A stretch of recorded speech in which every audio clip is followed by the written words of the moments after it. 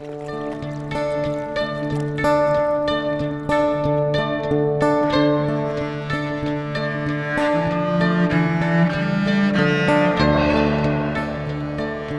across America, there's certain pockets of trout fishing that people just often overlook.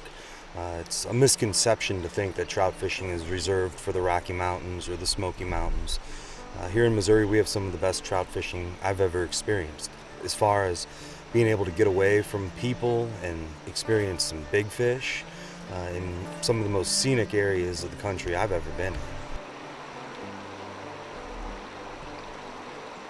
in. We do have, I think some of the finest trout fishing anywhere, and I have fished from coast to coast for trout, and I don't know anywhere I'd rather be than right here on the Current River trout fishing.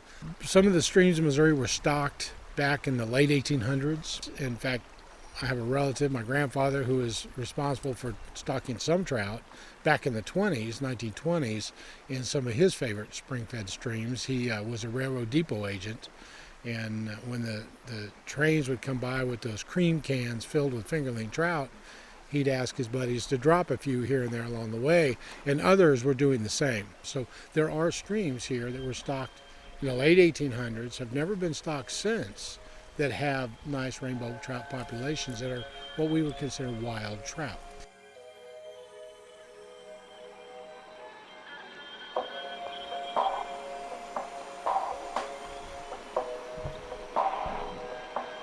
Tucked away down in the Ozarks, we've got some rivers that are wild trout fisheries. The North Fork of the White, the 11 Point, or I'd put those rivers up against any rivers that I've fished as far as the total package. Lots of fish, big fish, beautiful scenery, and hardly any crowds.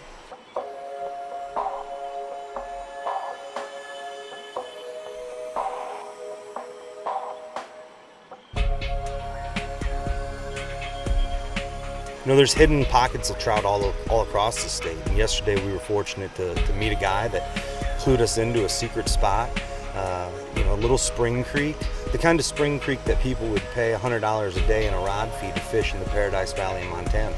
You can walk in through the National Forest here in Missouri for free, and we landed 3 or 4 fish over 4 or 5 pounds. It's an incredible experience to hook into a fish that size on a fly rod and know that they're really unpressured fish. You can get in there and they're growing big and they're catchable.